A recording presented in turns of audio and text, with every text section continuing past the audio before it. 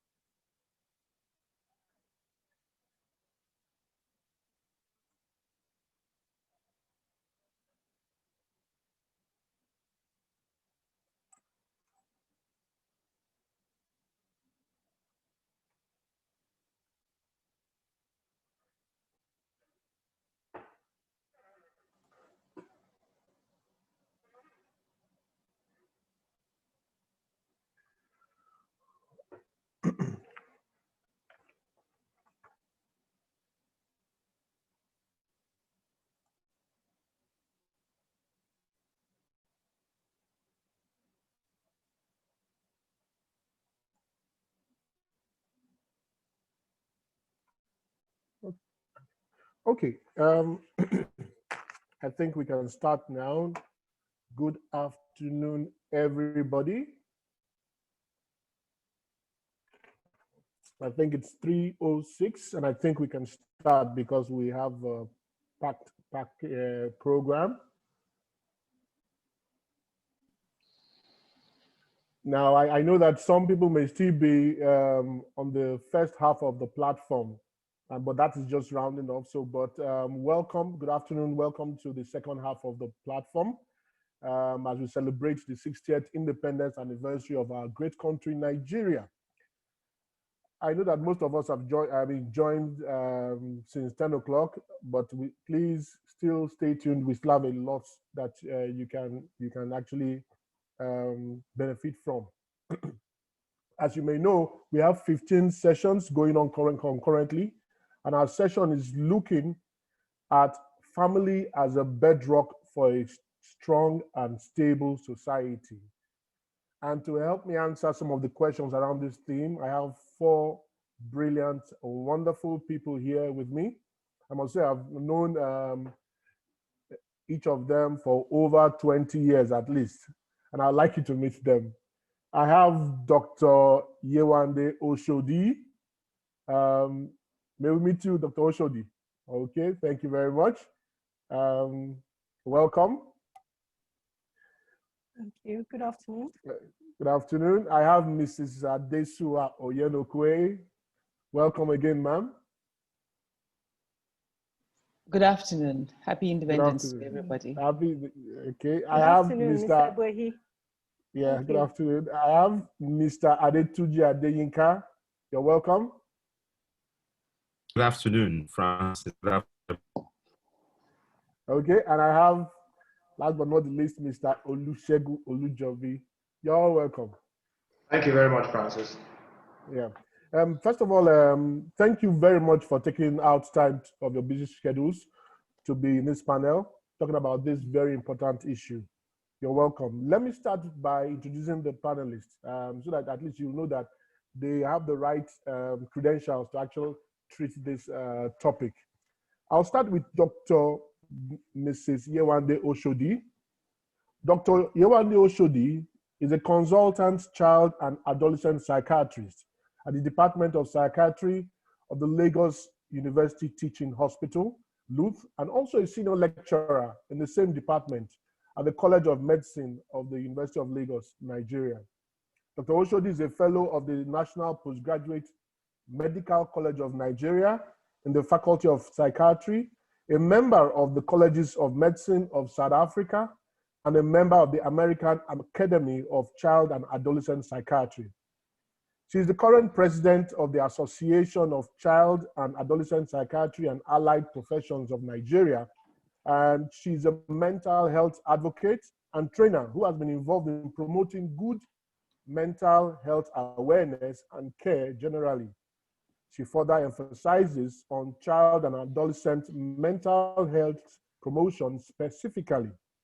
She serves as a marriage counselor in a church, that's the Covenant Nation, in Lagos, Nigeria, and is married and blessed with children. You're welcome, Dr. Oshodi. Sorry, you're on mute. I said thank you very much. Thank you everyone. Thank you to my fellow panelists and participants. And I'll move on to Mrs. Adesuwa Onyenokwe. After 15 years as a social services reporter with the National Television Network Service, popularly known as an NTA, Mrs. Adesuwa Onyenokwe retired into private practice as an independent content provider for television through her production company, Universal Communications. For 10 years, she produced and presented a half-hour show featuring women and issues that concern them through the program Today's Woman with Adesuwa. In addition, she anchored a popular national chat show, One on One, which hosted national leaders in business and politics, speaking on developmental issues. Adesuwa serves as publisher and editor-in-chief in TW Media Development Concepts. The company publishes TW, a lifestyle family magazine, which is primarily targeted at the cosmopolitan woman as it addresses the day-to-day challenges she faces in playing her multifaceted roles of wife, mother, daughter, sister, and professional. Adesuwa Onyenokwe is a fellow of the Bloomberg African Leadership Initiative. She's a motivational speaker with a passion for women, youth, and development issues, who has won several professional awards, including the Nigerian Media Merit Award, Cadbury Reporter of the Year, Zenith Bank Jewel of the Future in a 2006 publication titled Her Story Project, Velisco Woman of the Year 2014, amongst others. She's happily married with wonderful children. You're welcome, Mrs. Oyenokwe. Thank you very much, Francis. Yeah. Welcome to my fellow panelists. Thank you. I move on to Mr. Tunji Adeyinka. Tunji Adeyinka is the Group Managing Director of the Republican Group, a full-service agency group with an inspired agenda to transform businesses in Africa by offering strategic business, marketing, and communication solutions to meet their needs in a new digital age. Tunji has worked on different brands in several sectors, covering technology, telecoms, FMCG, finance, healthcare, over 28 years. The Republican Group provides services covering communications, consulting, technology, and strategy. Tunji's work experience has covered the agency business, where he worked in MC&A Saatchi & Saatchi, Tequila Nigeria, Rosabel, and Connect Marketing Services. He also has some experience in telecoms, where he worked for 7 years. Tunji is a pastor and is happily married with 2 children. You're welcome, Tunji. Thank you very much, Francis. Thanks, everyone. Okay. And finally, last but not the least, Mr. Olusegun Olujobi. Olusegun is the CEO of Vertex Energy Limited, an Africa-focused independent energy company. Prior to co-founding Vertex Energy, he worked at Africa Capital Alliance and Accenture.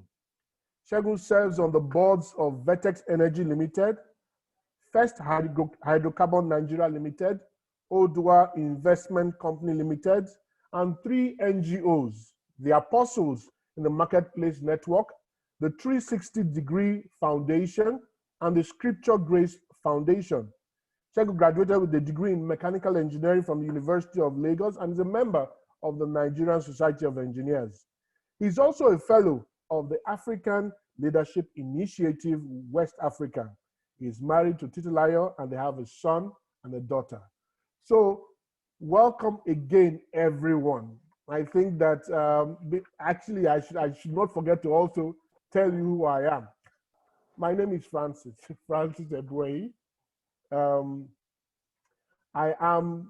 I work as a group executive in charge of sales and marketing and digital financial services at Investment One Financial Services. I'm also a pastor and a marriage counselor at the Covenant Nation.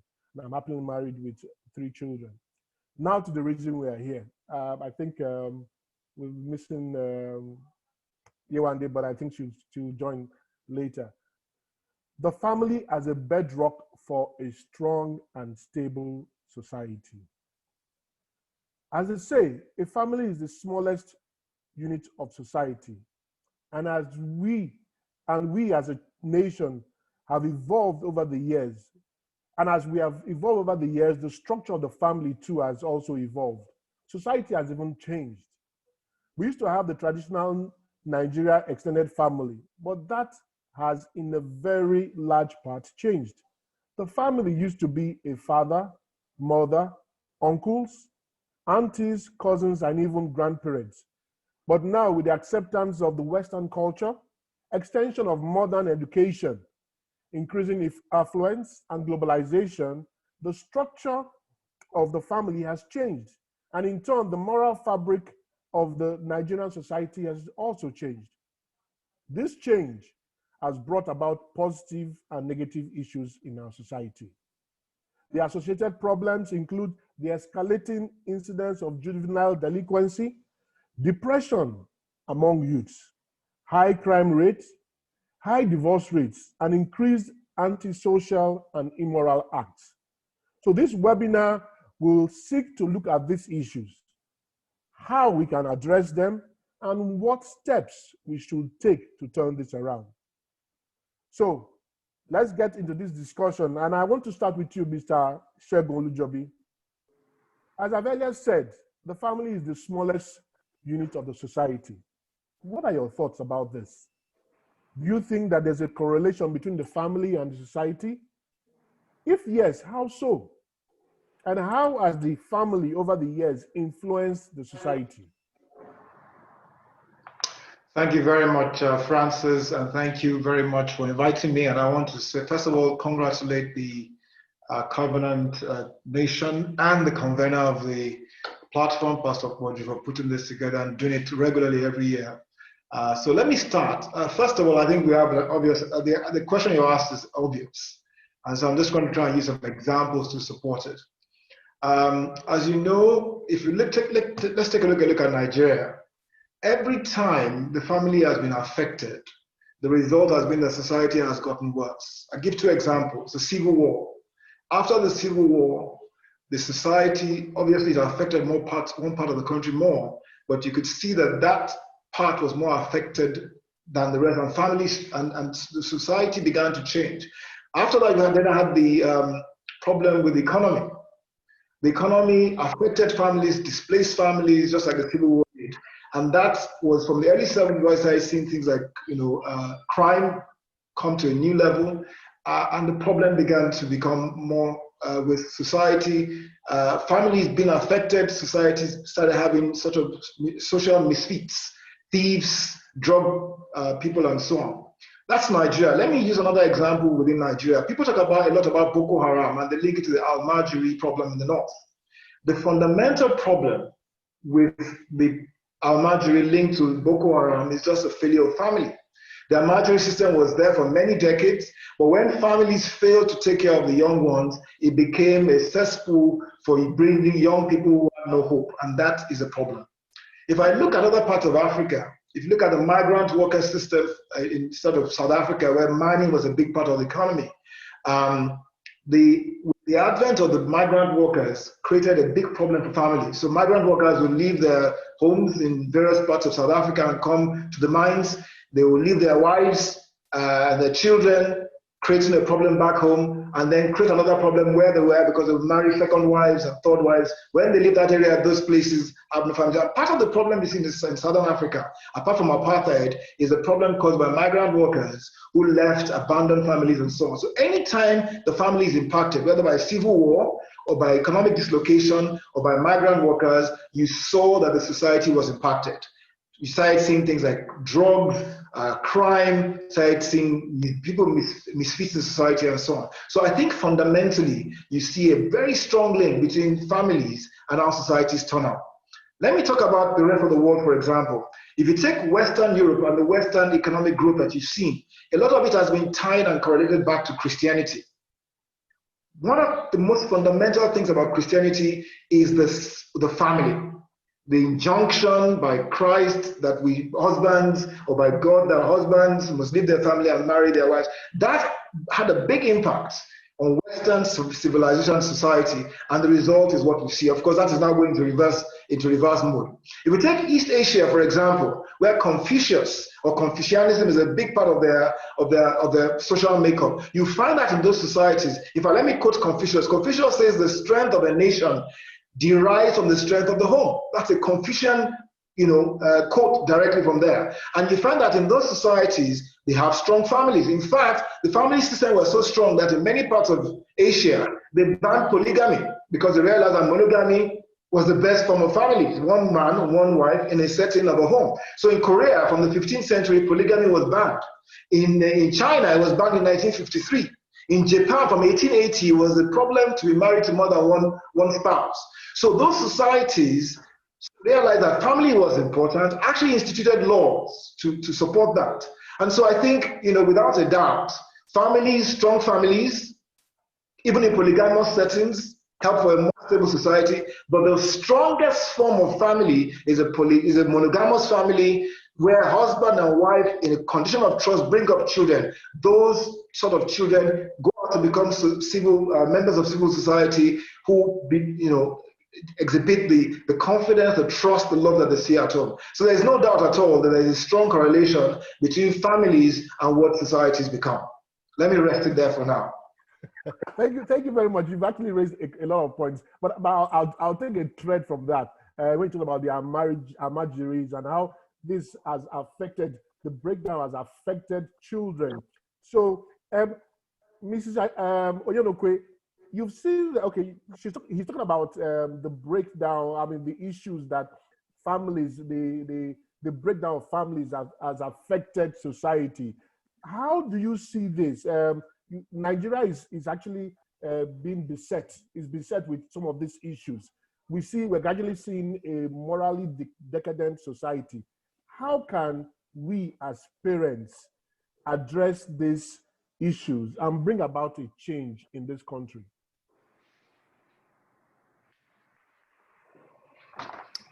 Thank you, Francis, for bringing that on. And I think Segun has already taken the issue of describing what the value that a family can bring. But I'll just segue off what he has spoken to take our minds to what really is a family. A family is made up of a man and a woman who bear children and they raise them to become adults till when they go start their own families, for those who start families. And sometimes it may not be a man and a woman, it may be a man and 3 women, it may be a man and a woman and later a man and, and what we know traditionally is a man and a woman as Christians. And if we take that back to how at creation, God realized, that making a man wasn't enough. He made a woman so that they could together achieve something. It was not complete. And I'll take it to a common saying, when you hear things like, it takes 2 to tango. Tango is a highly revered, nice, beautiful dance form, but it can only be done when 2 people are in unison. So if marriage or if families are made up of 2 people bringing human beings into the world and raising them, maybe they didn't even bring them, there must be 2 perspectives to raising the family. Where there's a male perspective, there's a female perspective. They bring things to board. So when there's a breakdown in the family, clearly it will affect the behavioral problems. A classic example would be what's happening in the United States of America, where slavery made it a way, like what happens in South Africa too. Migrant workers, fathers leave the home to go and work somewhere. There was no real proper family unit. What you find is the absence of the male figure has created what they say the absence of black males in America. The history is one of they're always in jail, they're always in trouble. You know what I mean? If there's no father and the mother is raising the children alone without a father figure, and now father here, we often think about biology, but it really is biology, but there must be 2 perspectives to raising every child. Otherwise, it won't be complete. There are things that only the father will understand for a male child, and there are things that only the mother will understand for a female child. If that's missing, it will show up in how well they do in school. Their behavior will be different. You have boys, for example, I know of a case recently, we lost a member of our church. Now the wife is saddled with 3 kids. Now the father is gone, the children are turning around and being disrespectful. So they need people to quickly fill in that gap to ensure that somebody is going to enforce discipline. If that's absent, what does the mother do? The child, it will show in his grades, it will show in the way he behaves with people. And there could be parents who are even together and yet one parent is absent. So there has to be that full figure of a male and a female raising one child so that you can get a full-figured human being. And I believe that it's that breakdown in family that we don't even realize the value. That's why we're having the kind of problems that we have today. We forget that for every single person who's out there, criminal, saint, sinner, they came from somewhere. They didn't just fall from the sky. They were raised in some kind of setting, whether it's external, outside of the people that raised them, but they were raised somewhere. If we don't realize those things, then we don't begin to take the pain to select the people that we link up with in marriages, to select how we become husband and wife, and to take our responsibility of raising human beings that will influence the society seriously. That's why we have the behavioral problems that we have, because of that breakdown in the unity of a man and a woman raising children in our society. Thank you very much, Mr. Oyenokwe. I'll move on to you, Dr. Oshodi. As a consultant child and adolescent psychiatrist, how has the issue of parentless families or absentee parents affected the development of the Nigerian child? Now I'm also referring to parents who are not available for their children because they were pursuing advancements in careers or, as they claim, trying to get food for their families.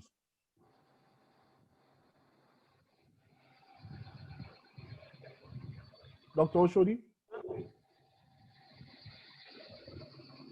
Okay, maybe something is wrong with our network. I'll come back to her.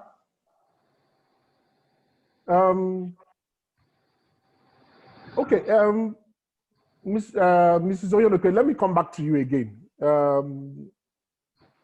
Hello, okay. Another question for you. They say it takes a village to train a child. In the Nigeria of old, if a child behaves badly, the neighbor could be the one to discipline that child. This has Francis, changed now. I think Yewande is back. Okay, Yewande, okay. Can we hear you? Yewande, if you unmute yourself. Hello, Yewande. She's frozen.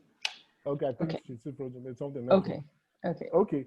Now, we're talking about training a child, a village. Hello, Yewande, are you there now? Hello? She doesn't have her. Yes, I can hear you now. Okay. We missed you for some time. Apologies, yes, the link went off, yes. Yeah. Now, I talked about the fact that how has the issue of parentless families and absentee parents affected the development of the Nigerian child? You understand? I'm referring to parents who are not available for their children because they are pursuing advancements in their careers. So how has this affected the development of the Nigerian child? Okay, thank you very much, Francis, for that question. And I think we must first of all establish that wanting to advance is not a bad thing as a parent. Wanting to make progress career-wise, economic-wise, these are good aspirations, but we must always put things in context as parents. What is the implication of these actions that we take, particularly when we are still raising children and at different stages of development, the needs of these children and adolescents would change.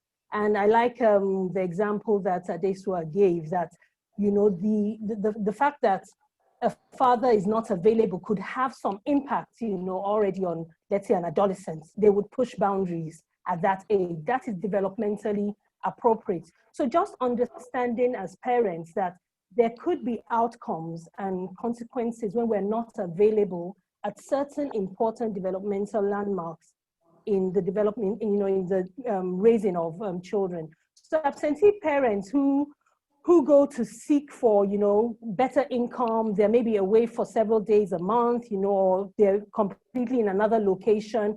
Clearly, if they do not think around this, will have impact emotionally on their children. For example, some of the effects, to mention a few, would be, for example, early childhood, right from infancy through to adulthood. Their needs that these children require from their parents, A newly born infant, it's important to attach, to bond. We start talking about, giving boundaries and structure to their lives. A parent not being there, that child very easily becomes an individual who develops without structure, who doesn't learn delayed gratification, who doesn't have supervision, who maybe has faulty attachment. That means that they do not have secure relationships forming. So your mom is not around, you're an infant, the likelihood that that child will have attachment problems becomes high if there's no surrogate, parent, as it were. So when we talk about parents, it's not necessarily just biological parents. That other people can raise children. It's possible for an infant to develop attachment to a grandmother. What we're talking about is a presence, a parental figure who is present, giving that structure, giving those boundaries that can help. Another example will be the risk for abuse, you know, that sexual, physical, or emotional abuse when parents are not available. Many times we have surrogate parents that we utilize in this environment, house helps and stuff like that. And I dare say that, you know, a lot of things go on when parents are not available to their children that scar these children for life. And when these scars happen, it's no longer just about childhood. They become adults that have been damaged as children. That is really where this issue, you know, we need to take that microscope and take a look at it. What are we as a society doing to make sure that these children are safe to become these, you know, stable adults? I must mention a few other things, you know. Absent parents, that means that you have children that are not supervised. You have adolescents that do what they will. Unsupervised time with adolescents equals substance abuse, sexual indiscretions, getting up to no good. And that's because they're adolescents. Developmentally at that age, it is absolutely normal for them to want to take risks, to not think through things, because literally they're just big human beings and their brains are not fully formed enough to make those right decisions. And supervision becomes an important piece. So yes, parents may have these conflicts, you know, I need to chase the buck, you know, I need to make decisions. But if we're just mindful about the effects of these things, then we can put some structures to support. I must remind us that at least 10% of children and adolescents would have a possible diagnosable mental health challenge. Everywhere, anywhere, just count children anywhere, 10% of them. And then on top of that, all adults that currently have emotional problems, at least 50% of them, their problems started before they were 14 years of age. It speaks volumes. It speaks about what are we doing with these children. It speaks about how we have a window of opportunity to protect these people that are going to become the adults that we want to build and develop this nation. And of course, the list is, you know, can go on and on. Substance abuse, you know, lack of supervision, that's going to happen. If a child doesn't, that's what they do. They want to experiment. It's absolutely age appropriate to be, you know, to not think and just think, you know, what's the word? I'm indestructible. That's how the adolescents think. Nothing can happen to me. So let me stop there because I could actually go on, you know, and yes, allow you to, yeah. Thank you very much, Dr. Oshodi. And interestingly, the next question is actually also for you. Okay. Now, the correlation between depression in children and youths and broken homes, you will see that you have said the issue of depression has become a topical issue in Nigeria. What has brought about the rise in this in cases of depression, and how can we deal with it? Okay, thank you for that question. Also, it's almost picks up from what we're talking about. There would be certain things that are risk factors that make child A or individual A be at risk that individual B doesn't have, because we're all different, our experiences are different. These risk factors are things that we can almost call causation, but it's not a cause and effect kind of relationship. It's actually that there's a vulnerability. So they have risk factors such as, dysfunctional homes, such as adverse childhood experiences, loss of a loved one, trauma. These are vulnerabilities, and 10 people may go through these vulnerabilities, but there needs to be a trigger. So there would now be a life event, maybe a stressor that could then bring on these things, particularly in adulthood. But I must say that for children and adolescents, just a sense of feeling, I'm helpless, where a child is unable to demonstrate capacity that, I've got this, I can handle this, my academic work is, it's within my purview, I've got it, I'm managing well. A child that is struggling academically can be a candidate for depression. A child that has been abused, who feels helpless because of that constant onslaught onto him or her, can be a candidate for depression. A child that has faced dysfunction in the home. So it's not enough for families, husband and wife, to live under the same roof. But if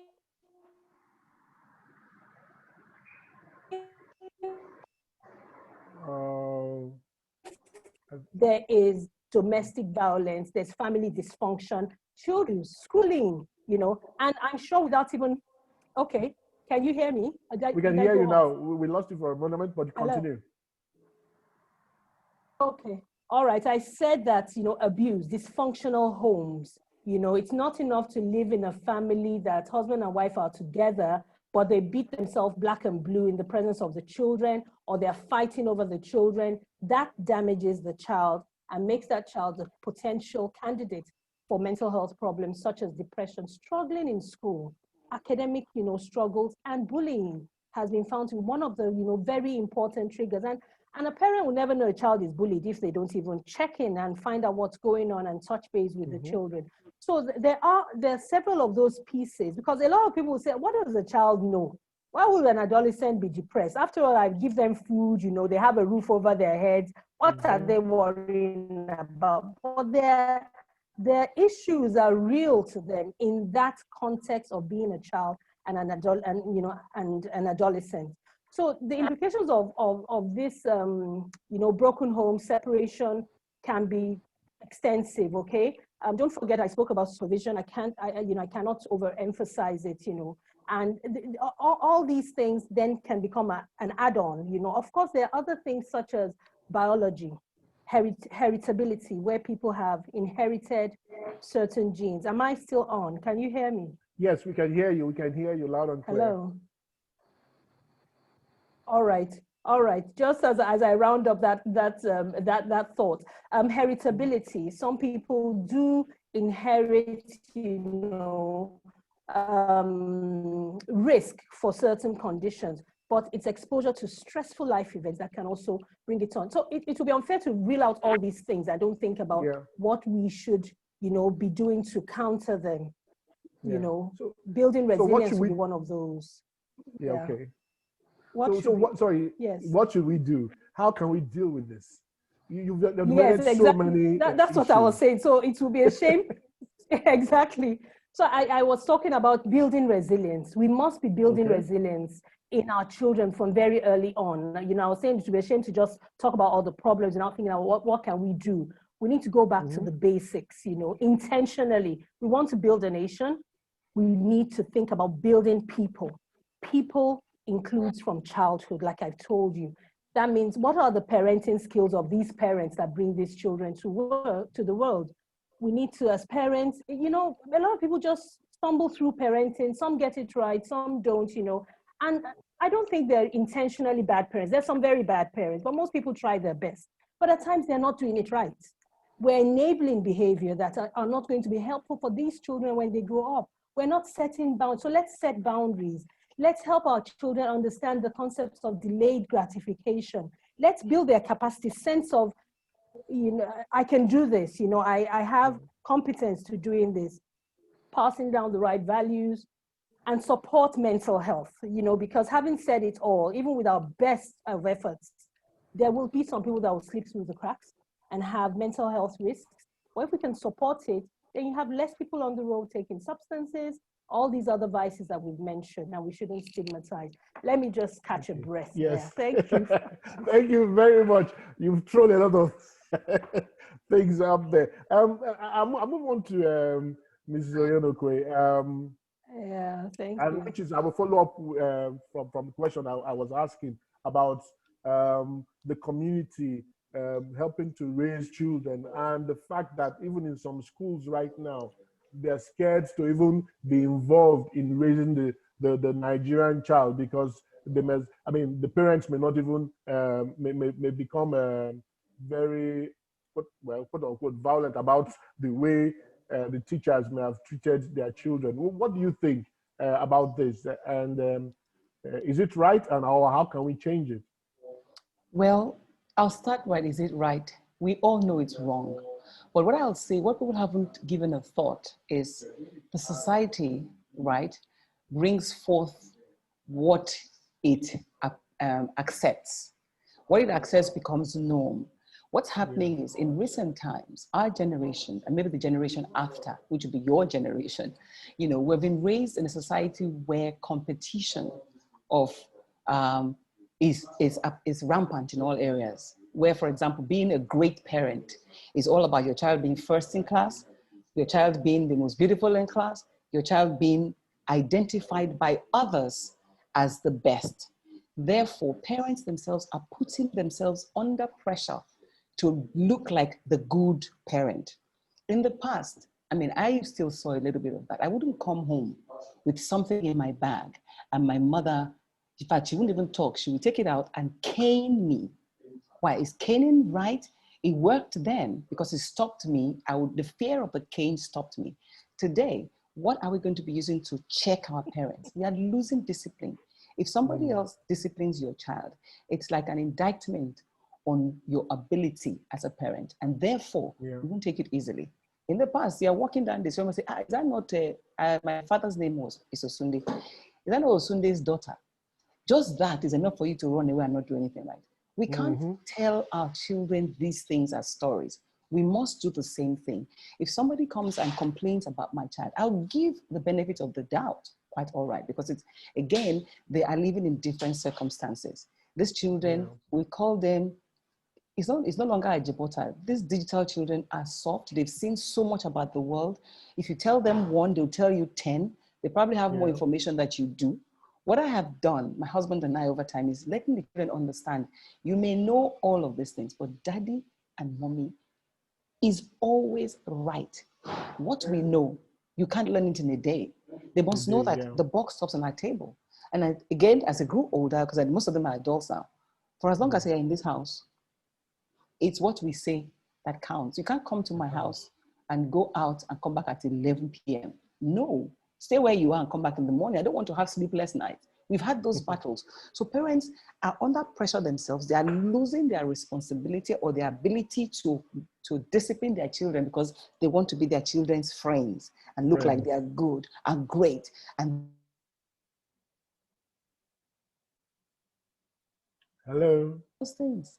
You know, we must, because you can't be, your eyes can't be there all the time. For me, what I've done, I told my kids when they were much smaller, what I told them was that I may not always be there, but God is always there.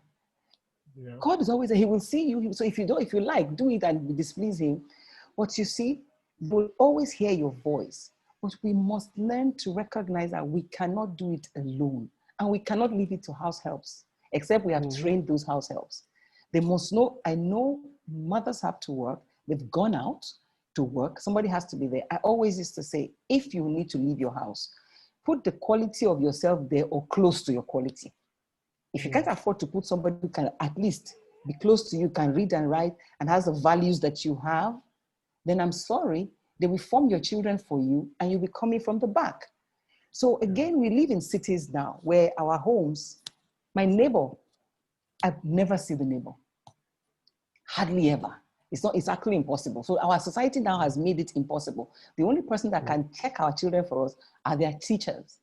And we don't accept their teachers correcting them because we take it personally. We are forgetting that what they're doing now, see what Dr. Oshodi said, the 50% of the mental health challenges that people have as adults started when they were children. We say, oh, children don't have mental issues. I have dealt with kids having to deal with them having depression. These are kids, they're raised in a home. I would say my home is relatively good, but they go to a society where they hear all kinds of things. They do all kinds of things. They try all kinds of things. If you are not there to pick it, or if you're not listening to somebody who will, because if I will come, your son is up to so and so and so, very quickly, I will try and check it.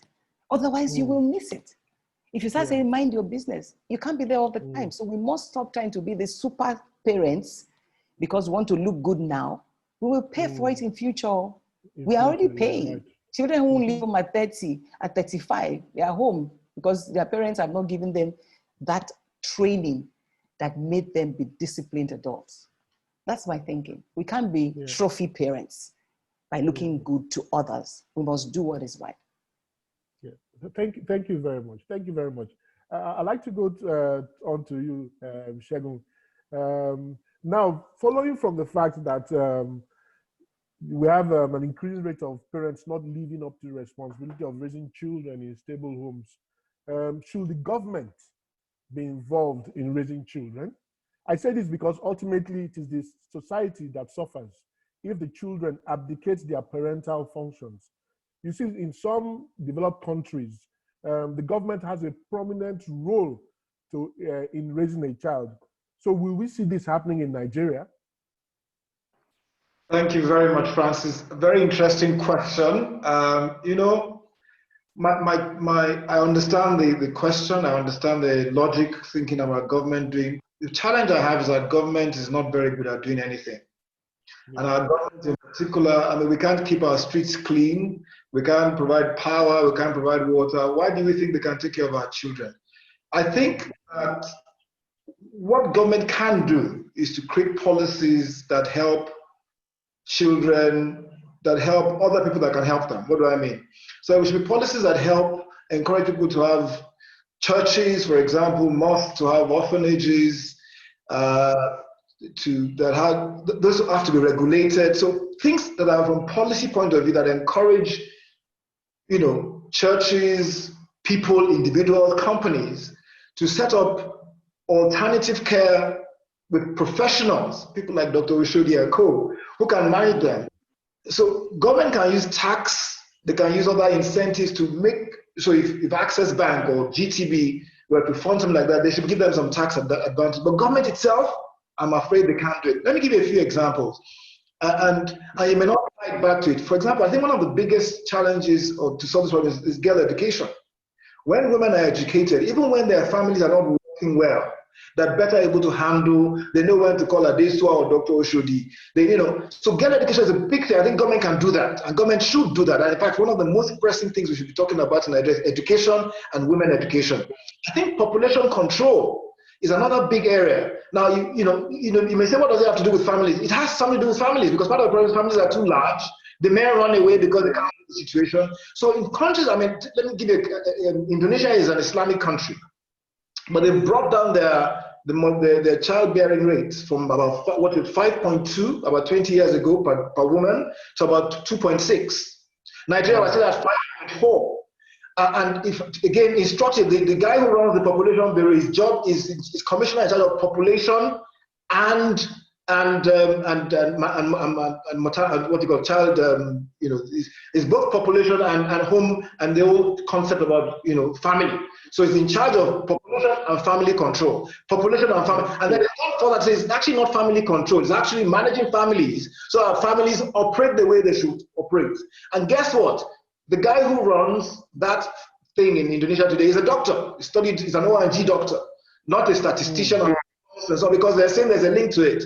So the whole concept of population control and quality families, Indonesia as well, as that has an impact on their on their growth and stuff. So I think government should focus more on policies that encourage people that can take care of kids to do so, and give people tax breaks, and then government training and education itself should focus, an intervention should focus around how do we create more stable families. I mean, Nigeria is one of the easiest places in the world to divorce. You just divorce your wife and go away. Nobody holds you for school fees. We should make that difficult. So those are the kind of things I think that they don't address the point directly. They address it indirectly. But I don't think government taking care of children. I mean, we haven't even cleaned our roads. So that's my contribution. Thank you very much, Segun. Thank you very much, Segun. Tunji, over to you. I've not left you out, but at least I just wanted to marinate your questions. One, Segun talked about the man and the woman, and you've heard Ms. Oyenokwe talk also about a family, including a man and a woman and children. But there's also the church in all this, because, quote unquote, we are a religious people, Nigerians as we are. What is the role of the church in the development of the family in Nigeria, or should the church even be involved? Thank you very much, Francis. Well done. I wish all of you could just keep talking, and I'll just stay in my little corner. Thank you. One of the greatest hymns that I really love and admire is Immortal invincible. The very first line says, immortal, invincible, God only wise. I mean, that is really profound. The wisdom of God is such that before something happens, it knows that it could happen. And it prepares everything ahead of that time. If you look at the way God has ordered it, God is sovereign. So he could have decided that, you know what, children would come up, they will grow like trees. They'll come up in one day, and once they come alive in one day, they will become a very tall tree day one. God could do that. He's sovereign, and he's done several things like that. But the question we ask is, so why doesn't he do that? Why didn't he do that? Why did he create a certain platform and say, first he said, it is not good for a man to be alone. So he says, man, you have all the muscles, you think you are a landlord, you think you can inspect the whole garden, you are the lord of the manor, you pay the school fees, you pay the house rent, you don't need any help. He says, bros, you need help. You cannot, it's not good for you to be alone. Because if you go alone like this, you are going to mess things up. So he created someone for him that he calls a helpmeet. And after creating someone for him that he calls a helpmeet, it's only after he does that, he then lays certain principles. He says, now that I've created this control environment where you have a helper, so he says you can now multiply. And in multiplication, he says that, okay, fine. So when you then begin to multiply and you begin to bring out children, what do I expect from you? He says in a marriage, for example, he says the marriage is for companionship, for friendship, for companionship. And then he says that you can also bring forth so that you can replenish, and then you can bring forth people like you. But he then does that so that it provides an incubator for children. It provides a model for children. So the home for children, the family for children, is a place where you want your child to see from being from a baby and growing up. And all of us on this panel can give those examples. Growing up, we saw the way our parents relate. And some of those things really made a very solid impact in us. Unfortunately, also, is that some functional homes also saw how the parents related. And then they start to treat women the way they saw the father treat the woman, and so on and so forth. So it's plus and minus. But God created all of that in a manner to show that this is the way, that this is my plan. This is the order that I'm putting in place. But mind you, it knew that as human beings, we will fall short at different times. But it creates for us also a rail that it says, when you fall short, this is how to get back. Right? So, I mean, imagine the first couple. One brother kills the other brother. How can you even think about that? Killing brother in the Bible, right? So you had those examples and so on and so forth.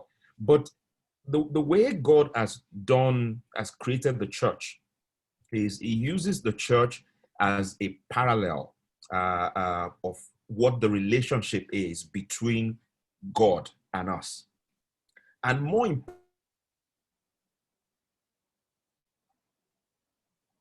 hello. Hi, I think we've, oh boy. I was already, okay. I think while we wait for him, I think there's one question here, Ms. Oyenokwe, that somebody dropped here. It says, a question here, I know, as a parent, where do we draw the line between discipline and friendship with children? Yeah, that is enough. I don't find that a tough question. When it becomes tough, when we forget that the parent, we heard what Pastor Tunji just said just now. God created man in a particular way, created woman in a particular way. They should be together, and their responsibility is to bring like them, which means, where do you want to see a child in future? What kind of child do you want to raise? Do you want somebody that you'll be proud of? Therefore, that should be at the back of your head. Sorry, Pastor Tunji, that should be at the back of your head, that this is the kind of child I want to take. So there are different stages. I don't see why you should be friends with, when you're babies, they know what you are. But who takes control? I'm your friend because I understand you. And I'm your friend because I love you. Nobody can love my child more than me. And that's what I always tell them. Even if I cane you, it's because I love you. Making them understand, because these are the generation of the why. I don't know what the next generation is going to be. These ones I keep asking why. Yes. So yes, I'm your friend, but it doesn't mean that your friend must accept everything you do. Your friend wants the best for you. So if I do this for you, if I discipline you, it's because of that friendship and love. So we must understand what it means. That if I say, okay, everybody must share Coca-Cola today or 7-Up or whatever, it's because I want people to learn to share. So that if you start to buy your own, if you can't buy, you can take half. You can buy one and share it over 3 days, We must make them understand that we are responsible and everything that we do is out of love.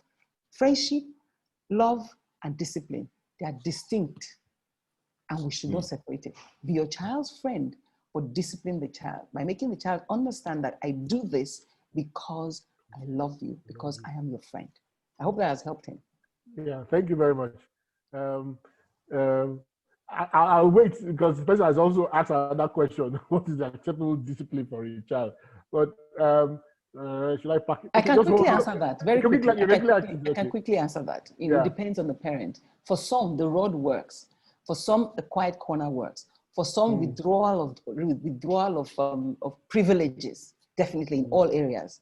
When we withdraw privileges, if you do this, you get this, and your word is your bond. When you say, okay, if you don't do this, this is what I'll do to you, and you actually do that, you'll begin to know that, yes. I mean, it's like when your mother looks at you a particular way, you know the repercussions of that way. Mothers have a way of doing it. When they look at you, now, okay, this is the one that they're going to. But I would say caning is tough because you could hurt the child. For some people, I personally, I get very hot. So when I decide to cane, I can cane and hurt the child. But some people can be careful, right? Some people can be careful. So it depends on what they agree, but there must be punishment and repercussions for wrong things done. Parents determine what works. Most times, for some children today, it's this thing that you give them telephone. When you say, I'm taking your phone from you, they don't behave. So you know what works for your child, really. Okay. Thank you very much, Mr. Oyenokwe. Tunji, over to you again. Tunji? Oh boy. Hello, Tunji. Okay. While we wait for Tunji, I think there's one other question here.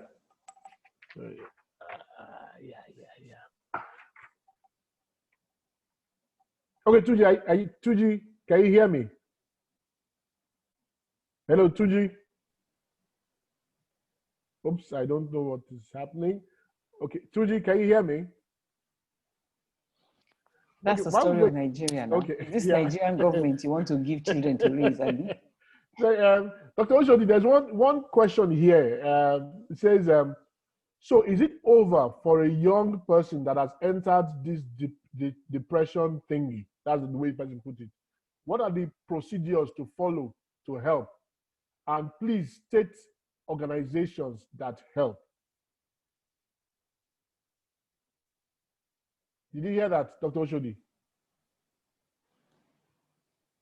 I think we lost her.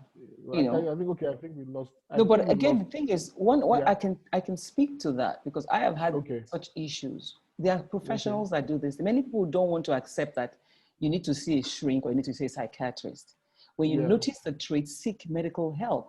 In the past, you could talk to your child or an auntie or somebody. Those things are not there. These things are medical problems. They need medication and they need a specialist to look at it.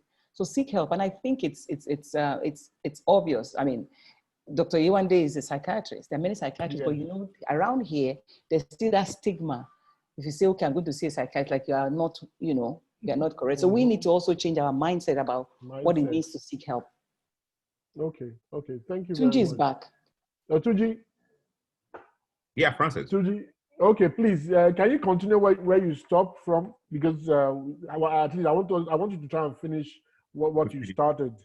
Okay, thank you very much, Francis. Yeah. So essentially, the church is a flag bearer for the family. That is the way God created it. The church is meant to be a flag bearer for the family. The church is meant to be an incubation place for family. And as we see in reality, the church is a fixer.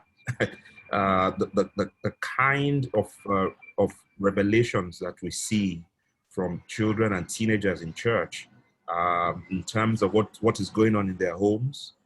Sometimes you have members of the church who are really, well-dressed. They come to church, everything is going on well at the home. But when you see the children, you know something is wrong. And when the child just opens his or her mouth and tells you, there's a problem going on, and it's just powder that daddy and mommy are putting on when they come to church. You begin to see what it is. But the church is like a hospital. The church is a place where God has created as a place of refuge, as a place of construction for families. Because if you know.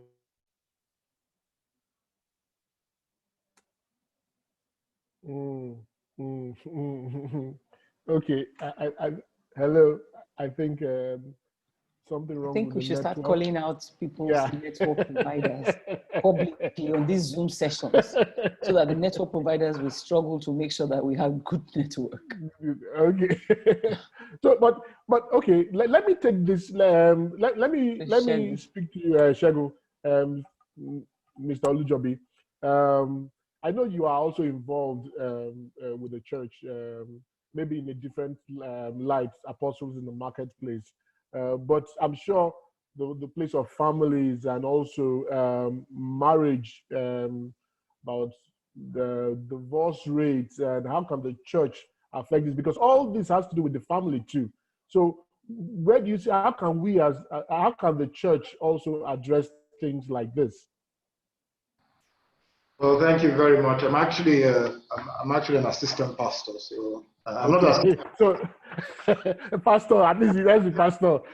Well, yeah, I think the church is doing a lot, can do a lot more. The key thing is to make sure that the word of God that is delivered is undiluted, that we do not, because somebody is a big man, they drive a big car, we change the message to suit them, that we challenge when we have evidence that people are not behaving. We challenge them, of course, in a very mature manner, that we encourage, because I notice, in church, the women's fellowship is very active, but the men's fellowship, when they're talking about business, they don't want to come. So, what we need to do is to attract them with business, but then talk about, families and wives, Yeah. challenge them. Because I, in spite of the fact that this is 2020, many of us men still think we're in 1962. We think it's the wife that must take care of it. I provide for, that's, So I think the pulpit, pastors must realize that there's a problem, deliver the messages, and we're doing that, but there's much work to be done. That's why I use the angle of, let's use the men's fellowship a bit more, talk a bit more about family and children. We may need to embed business talk, but to do that. But it's a big area, and anytime the economy is in trouble, families get into trouble, and we need to be very sensitive now. I know men don't handle, I'm a man, so we men, we don't handle challenges, we have big egos. And so I think the pastorates and we need to draw closer to men and pull them out and help them, so they can be men and be heads of their families better. Thank you. Okay. Thank you. I think one last question that I want to take here is, hello? One last question I want to take here is, now, interestingly, you said something which actually is a follow-up from what you said about the economy right now. And you find out that some people have lost their jobs, things have happened. How do you expect families, now speaking to the parents, how do you expect families, or how do you think, or how would you advise families to cope with this kind of will I say, downturn in a lot of incomes, family income? Well, I think first of all, families have to be honest with themselves. I think part of the problem here is that many families, many men, many women have not been honest with themselves and their spouses. I'll give you a very practical example, and it's a tough one. People have kids abroad, economy is bad, you need to have a conference. If kids need to come home, so be it. You need to have a conference and say, guys, this is the situation, daddy's business is down, mommy can't do it, you need to come home. I need to show them examples of kids who have gone to school here, who have then gone out to excel. It's a difficult one, but families have to be the time to be honest. There's no better time to be honest than what in consulting we talk about teachable moments, right? This is a teacher. We mustn't lose this opportunity. Even families that are doing well, you must call yourselves and say, guys, things are tough. Explain to them how the economy works. So I think it's a time where husbands and wives must be honest with themselves. We must lay out the cards, and we must make the adjustments that are necessary. And we must let people know that the adjustments are necessary. Do not make doesn't mean you're a failure. Doesn't mean daddy has failed or mommy has failed. And we need to rub it. There's a sentiment, and I don't know how to address it. Everybody thinks, they must go abroad. We must wear what everybody's wearing. No, one of the beauties of maybe we started work at a good time. The economy was really down, so we're used to really badly. We traveled on a family holiday once, and my son wanted to go into a shop, and I told him and his mom and his sister, I said, I lived in England for 1 year. I never entered this shop. If I did streets, I don't want to go there. Because, I was coming from Nigeria, SAP had just happened. I knew how much the Naira was going for. I look at the shoes, I just drop it. On the final note, I remember once traveling along, I went and bought a series of shirts. It was 12 pounds for 3 shirts. So my wife said, what do you think you're doing? I said, this is what I used to buy. She said, well, please stop this, It won't last. So she sold me on it. But I think, we need to be honest with ourselves. Many of us are living false lives, and it's going to hurt very badly. And I think it's a good time to have family conferences and just let people know. And, the work of a man is not the car they drive or the clothes they wear or what school they went to. What lessons, the values they get. And today is even easier. People can get degrees just doing Google. On Google, you can get top quality degrees now sitting in your home. So that's my suggestion. But that it may be controversial, it may not be accepted. It may be a hard pill to swallow for some people. Okay. I think we're going to round up. We only have 2 more minutes. But I want to thank all of you for actually joining me in this session. I know you're busy people, but I know that you've actually added value to people's lives. We can't take all the questions, but I think we've done justice to the ones that we've tried to. To the attendees, thank you for joining. Sorry we couldn't answer all your questions, but we pray that all of us in our own small way can contribute to actually making Nigeria a beautiful and a wonderful country to live in, provided we actually do the right things and at the right time. Just imagine if family functions well and at the best capacity, we would actually have a wonderful functioning nation. So I urge all of us to actually do the best that we can do to make Nigeria great again. Thank you very much, and God bless. Have a nice evening. Thank you. Thank you, everybody. Thank you. Okay. Bye, Yewande. Bye, Shegun. Bye, Tunji. Bye. Take care now. Bye. Very much, Francis. Bye. Bye.